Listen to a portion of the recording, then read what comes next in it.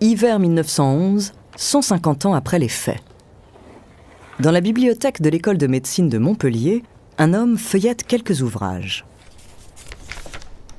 À bientôt 50 ans, Paul Puech est un gynécologue reconnu. Mais ce soir-là, c'est un tout autre sujet qui retient son attention. Tête coupée, habits déchirés, dépouilles trouvées nues, sexe mutilé. À la lumière d'une lampe à gaz, il tente de déchiffrer les procès-verbaux établis dans l'affaire du Gévaudan. Une vieille histoire, un fait divers sordide impliquant une bête sauvage. Mais à chaque nouvelle description des cadavres, il fronce un peu plus les sourcils. Quelque chose ne colle pas. Les témoins parlent d'une créature proche du loup, et pourtant, le mode opératoire semble étrange, presque familier.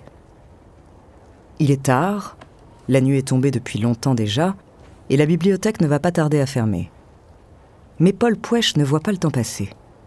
Absorbé dans son travail, il tente de se représenter les forêts du Gévaudan, les villages, les morts. D'ailleurs, la bête avait-elle des proies de prédilection ?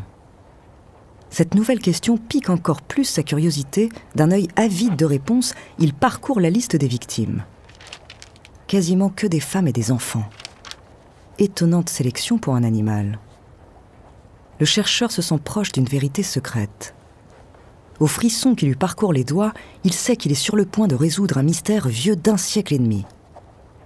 Il lève alors la tête et aperçoit au loin le rayon philosophie de la bibliothèque. Et une phrase résonne soudain en lui comme un coup de tonnerre. L'homme est un loup pour l'homme. À cet instant précis, toutes les images mentales qu'il s'est constituées de l'affaire prennent une autre tournure.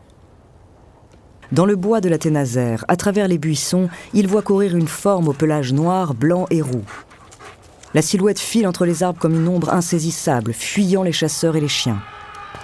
Mais une fois à l'abri, cachée dans les broussailles, la créature se redresse sur 2 pattes et retrousse légèrement la peau de loup qui recouvre sa gueule, ou plutôt son visage. À la place du museau, un énorme sourire découvre ses gencives et sa dentition monstrueuse. Son nez, couvert d'abcès, est en partie rongé par la petite vérole, et une lueur de folie fait briller ses yeux noirs. La bête du Gévaudan n'était pas un loup. C'était un tueur prêt à tout pour assouvir ses pulsions.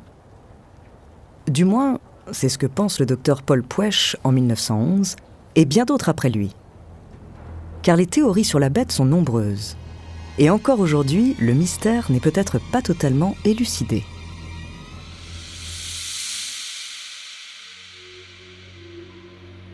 Bonjour, je suis Andrea Brusque, bienvenue dans Les Fabuleux Destins. En 4 épisodes, je vais vous raconter l'histoire d'une étrange créature qui a terrifié la France du XVIIIe siècle. Aussi cruel qu'insaisissable, ce monstre qu'on croyait envoyé sur Terre par le diable en personne a laissé derrière lui de nombreux cadavres. Son nom, la bête du Gévaudan. Entre hypothèses fantaisistes et théories historiques, découvrez la 4e et dernière partie de son mystérieux destin.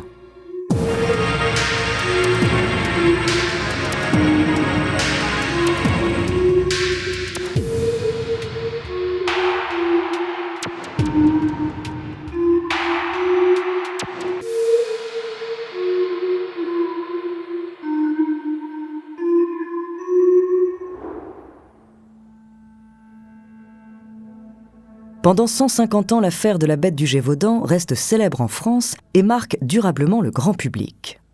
Mais c'est surtout à partir du XXe siècle que des théories plus poussées commencent à être élaborées sur la nature du monstre. En 1911, le docteur Paul Puech est le premier à évoquer l'implication d'un tueur humain. Il fait l'hypothèse qu'un fou sadique couvert d'une peau de bête aurait assassiné femmes et enfants en toute impunité pendant 3 ans. Selon lui, l'intelligence supérieure de la créature et les cibles choisies sont des preuves évidentes. Cette idée a ensuite été reprise par de nombreux romanciers et on a même accusé le comte de Morangiès, un seigneur local de l'époque, d'être le coupable. Militaire déchu, noble frustré et impopulaire dans la région, personnage charmant et raffiné en apparence, cachant au fond de lui une violence inouïe. Morangiès a le profil idéal. Mais cette théorie du tueur en série ne tient pas vraiment la route. D'abord, elle ne repose pas sur des documents d'époque, mais des inventions postérieures, et aucun historien ne la soutient. Ensuite, quand on voit que les victimes étaient très majoritairement des femmes et des enfants, on peut évidemment s'interroger. Mais en réalité, seuls les hommes avaient le droit de porter des fusils. Armés seulement de lances et de bâtons, les femmes et les enfants étaient tout simplement des proies plus vulnérables. Avec l'expérience et quelques tentatives, même un animal aurait parfaitement pu s'en rendre compte et agir en conséquence. Et puis les paysans du XVIIIe siècle avaient beau ne pas savoir lire ni écrire, ils n'étaient pas aveugles pour autant. Il suffit d'imaginer un homme courant à quatre pattes, mettant un enfant de 30 kilos dans sa bouche et pas sous son bras, sous les yeux de sa mère, sans qu'elle puisse faire la différence avec un loup, pour réaliser que cette hypothèse est assez fumeuse. Sans parler des chiens de chasse à ses trousses pouvant atteindre les 70 km/h. Pour les esprits les plus rationnels, cette théorie est un fantasme sans fondement. Mais alors, comment expliquer le comportement de la bête et ses capacités extraordinaires ? Beaucoup de témoignages racontent qu'elle était capable de se relever après avoir été touchée par plusieurs coups de fusil, comme si elle était immunisée contre les balles.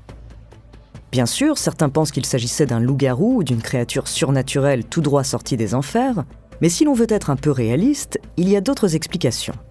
À l'époque, les animaux utilisés pour la guerre portaient des cuirasses en peau de sanglier. Un tel équipement aurait pu rendre la bête invulnérable. Mais ses mouvements auraient été alors largement diminués et les chiens l'auraient sûrement rattrapé. D'autres historiens supposent plutôt que les fusils des chasseurs étaient chargés de petits plombs, une munition adaptée seulement au gibier de faible taille. Les tirs l'auraient donc blessée sans la tuer.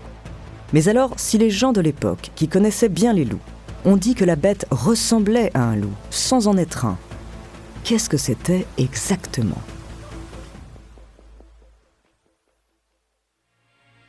Avant de continuer cet épisode, nous voulions vous remercier pour votre écoute. Si vous voulez continuer de nous soutenir, abonnez-vous à la chaîne Bababam Plus sur Apple Podcast. Cela vous permettra une écoute sans interruption.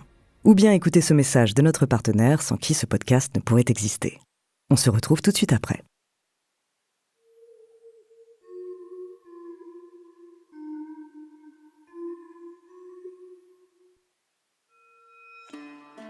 Les loups ont peur des hommes. Ils sont chassés, tués, poursuivis partout. Ils n'attaquent que très rarement les êtres humains. Les seuls cas connus sont des loups en meute ou enragés. Mais les témoins survivants parlent toujours d'une créature solitaire et aucun d'entre eux n'a contracté la maladie après avoir été mordu. Alors on a imaginé qu'il s'agissait d'un autre animal. Déjà à l'époque, le capitaine Duhamel comparait la bête à un léopard, un ours, un lion. Et ce n'est pas impossible. Il y avait bien des hyènes parmi les animaux montrés à la foire de Beaucaire installés dans la région, et des fauves dans la ménagerie du roi. L'une de ces créatures aurait pu s'échapper et errer dans les forêts du Gévaudan. Seulement, un détail ramène encore et toujours à l'hypothèse du loup. La bête tuée par Jean Chastel a été auscultée par les meilleurs spécialistes de l'époque. Comme le roi voulait étouffer l'affaire, aucun prélèvement n'a été conservé et très peu de compte-rendu des analyses du corps de l'animal. La dépouille a été enterrée à la hâte parce qu'elle dégageait une terrible odeur, mais le grand naturaliste Buffon, qui par la suite a inspiré Darwin, a eu le temps de l'autopsier. Et la dentition de la créature ne laisse pas de place au doute. Il s'agissait d'un canidé, une famille de mammifères qui comprend entre autres les chiens, les chacals, les renards et les loups. Alors comment expliquer ce paradoxe ?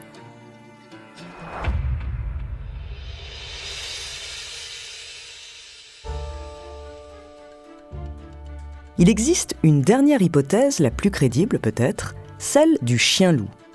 À l'époque, les croisements entre espèces n'étaient pas aussi fréquents qu'aujourd'hui, mais ils existaient. La race du berger allemand apparaît à la fin du XIXe siècle. Mais un siècle avant, il y avait déjà en France quelques spécimens hybrides. Il est possible qu'un chien errant se soit accouplé avec une louve rejetée de la meute. Un chasseur aurait même pu tenter lui-même le croisement pour renforcer les capacités physiques de ses chiens. Le résultat ? Des chiens-loups puissants, entraînés au mordant, plus forts que des chiens et moins craintifs que des loups. Une porte de chenil mal refermée, et on connaît la suite. Ça expliquerait aussi pourquoi certains prétendaient que la bête pouvait attaquer au même moment à deux endroits très différents dans la région. Il n'y avait probablement pas une, mais plusieurs bêtes du Gévaudan. Celle tuée par Jean Chastel était simplement la dernière encore en vie. Le seul élément que cette théorie n'explique pas, c'est les décapitations de certaines victimes.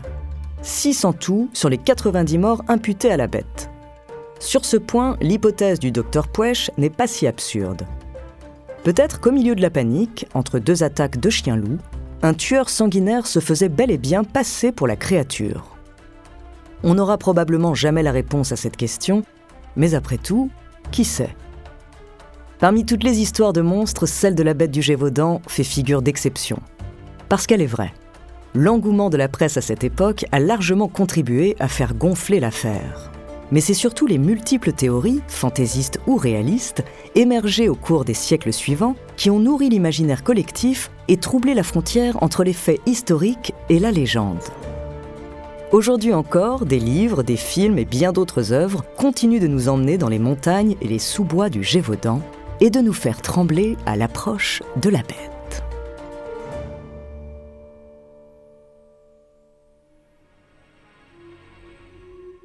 Merci d'avoir écouté cet épisode des Fabuleux Destins, écrit par Élie Oliven, réalisé par Raphaël Menou. Dans la prochaine saison, je vous parlerai d'une anthropologue qui a révolutionné notre compréhension du monde animal. En attendant, si cet épisode vous a plu, n'hésitez pas à laisser des commentaires et des étoiles sur vos applis de podcast préférés.